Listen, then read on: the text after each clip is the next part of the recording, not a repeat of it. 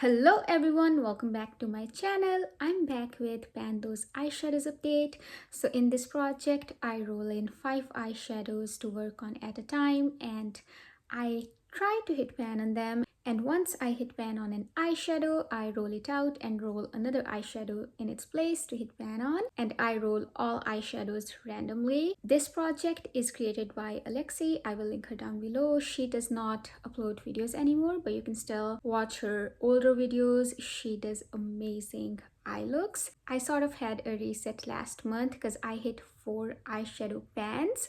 So 4 eyeshadows I rolled in last month and 1 eyeshadow is in this project for about 2 months now, and I have hit 1 pan. No, I have not hit pan on the eyeshadow that I have been working for 2 months.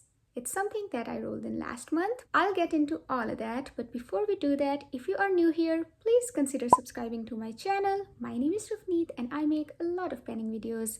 Now, let's take a look at the very first eyeshadow that we have been working on for 2 months. This is what that eyeshadow looks like, and it comes from my ColourPop Mandalorian The Child palette. It's called The Force. It is super shimmery. I don't need a lot of it, and that's the reason I have not hit pan on this one yet. Last update, I had 17 uses on this eyeshadow, and since last update, I was able to use it 16 more times, and this is what it looks like.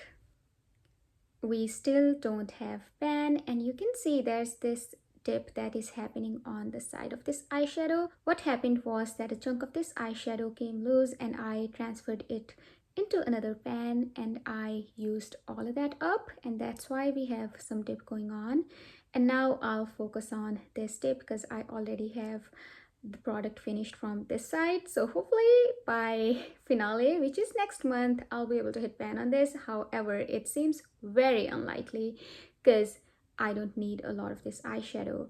It's super shimmery. I don't use a lot of it every time I use it, but recently I have discovered a way in which I'm enjoying it a little more, and I use a little bit more eyeshadow than I would usually use it for. Now I am pairing it on top of my other green eyeshadow, which I'll share in a moment, and I really like the green base and some sort of greenish shimmer which this one provides. That way hopefully I'll be able to use it a little bit more like a traditional shimmer. Maybe we can hit pan by next update. I keep saying next update, but it's finale. So this is my first eyeshadow, 33 uses so far in this project, and I have 10 prior uses, more than 10 uses actually on this one. So it's sort of getting closer to 45 uses in total, but we'll see how long it's gonna take me to reach the bottom. Next eyeshadow is something we hit pan on. This one is called Night Vision and it comes from my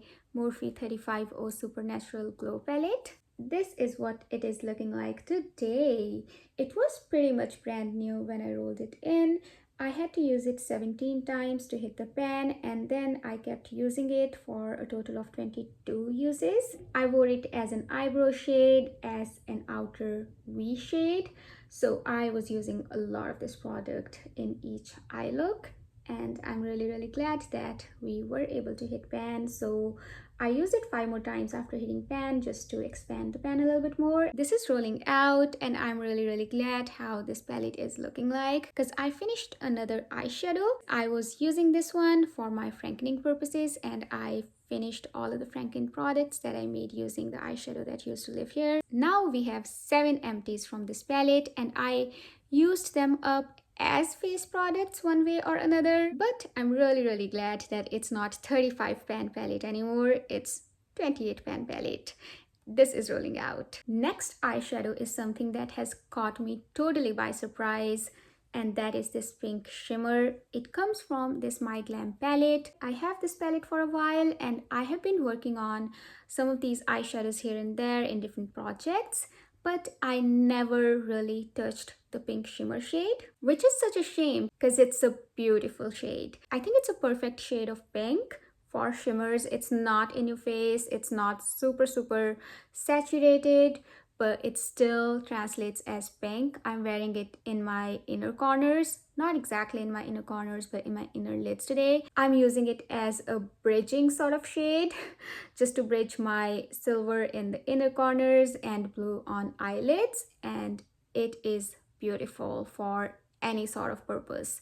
I can wear it as a lid shade. I can just wear it as a topper because I have this very dark gray shimmer shade in my Pando's palettes, but that one has some sort of pinkish undertone, and I wear that shade on my entire eyelids, and then I top it off with this pink shade, and I think it does something really beautiful to bring out pinks in that really dark shimmer shade, which is a gray shimmer. So I have been really enjoying it because I'm really focusing on finishing that eyeshadow. I wear it in my outer corners. I'm wearing it today as well. So I try to wear that shade as much as I can, and it is definitely helping out with that. Since rolling it in last month, I was able to use it 14 times, and this is how it's looking like today.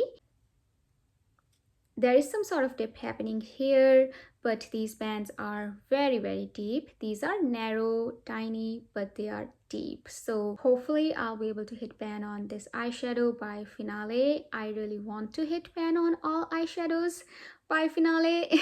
But yeah, I am enjoying it. I have no complaints whatsoever, and I don't mind reaching for this eyeshadow. So hopefully I'll amp up my usage on this one and we'll be able to hit pan. I'm really hopeful that we'll be able to achieve it, but either way, I'm really enjoying this eyeshadow. Next eyeshadow is this beautiful mossy green shade. It's even called Moss, and it comes from my Hela palette. I love this eyeshadow. I would wear it all over the crease, lids. I love it. Whenever I wear it on my eyelids, I always top it off with the Force, which kind of transforms it into a beautiful greenish sort of shimmer shade. I really like it, and I used it a total of 12 times since last update. This was rolled in last update. Anyway, I also had a lot of prior usage on this eyeshadow before rolling it into this project, and we have some nice dip going on. This is what Moss looks like, and I'm really excited to see that we have a huge dip going, and I'm hoping that we'll be able to hit pan on this eyeshadow if I continue to use it the way that I've been using it. It's a warmer shade, but it does pair well with silvers, which I was really surprised by. I mean, I always prefer to wear a mixture of cooler and warmer toned eyeshadows, but this caught me by surprise, so I really like it. I was able to pair silvers in my Pando's palettes with this eyeshadow without any hassle. And moving on to the last eyeshadow that we rolled in last month, which comes from Urban Decay's Toned Vibes palette. This palette is something that received a lot of love from me this year because this was my level 4 palette in Pando's palettes, where I had to hit 4 pans. Now I only have 3 eyeshadows in here that don't have pan on them, but we rolled in this eyeshadow called Bloodstone, and since last update I was able to use it 7 times. This is a classic brown to blue duochrome shade. It's really warm and it has a burgundy sort of brownish undertone, and I like it, but it's a deep shimmer, so I don't wear it a lot on my entire eyelids. Maybe I'll try to do that once I am done with my darker gray shimmer shades that I'm trying to finish in my Pando's palettes. But I was still able to reach for this eyeshadow 7 times. This is what it is looking like after 7 uses. The formula is very malleable, and that's the reason it kind of moves around. We don't have any prominent dip happening, but it has gone lower overall because I also have a lot of prior uses on this eyeshadow other than this project, so that's the reason it is looking so well used. The center part right here, it's kind of a chunk that always comes off when I try to wear it. I wear this one mostly with my fingers because that's the best way to apply these eyeshadows. I would probably want to use up this loose part, and then I'll try to concentrate on hitting pan in the center.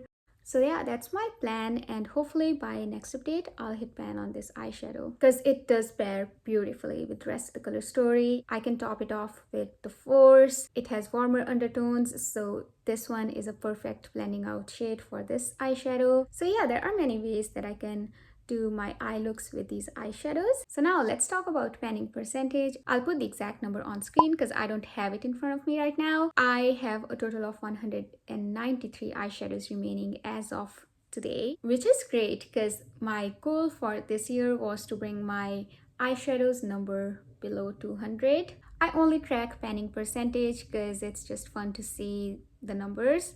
Other than that, my goal for my eyeshadows is just to finish them. And with that, let's take a look at some of the looks that I did.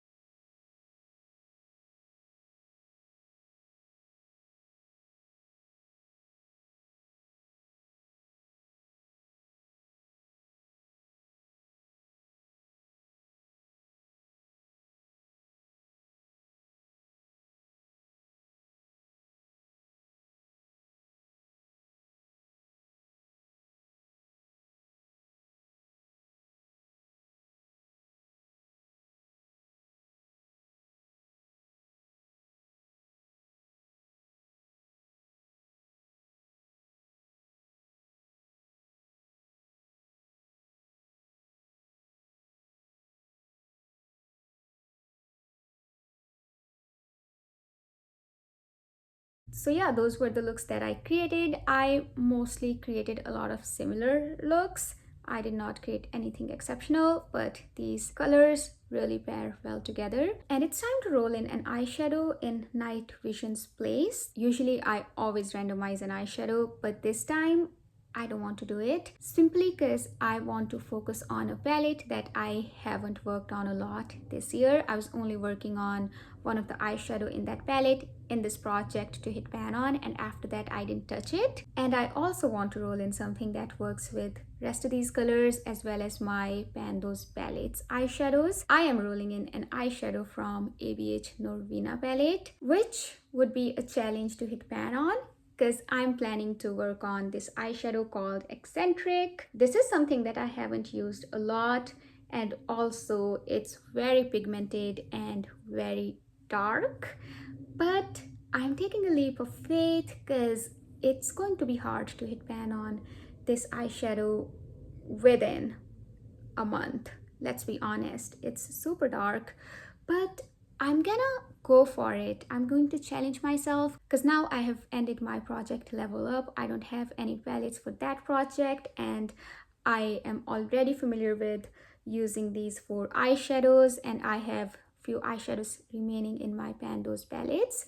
I think this is going to pair well with these colors because what I'm missing is a warmer toned eyeshadow, and it's also going to pair with the silvers because I have a gray matte in my Pan Those palettes. So mixing Eccentric with that gray shade would help me to kind of warm it up a little bit more, and hopefully by next update I'll be able to hit pan on Eccentric, which is very unlikely, but it's not impossible. If I wear it every time I do my eyeshadow and I use a lot of it, let's say I use it over all my crease, I might be able to do it, which I think I'm going to aim for. And that would also help me reach for other eyeshadows in this palette because I really want to use it, especially because I haven't used it a lot this year. This would be my color story for next month. I think handpicking a shade works once in a while. Also, I haven't chosen super easy shade to hit pan on. I still am challenging myself, but I'm just picking something that works with rest of my eyeshadows, and also it comes from a palette that I want to use more before the year ends. Anyway, that's all I have for today's video. Thank you so much for sticking with me until the end. I hope you have a wonderful day or night, depending on when you're watching my video, wherever in the world you are. I will see you in my next one. Until then, take care. Bye.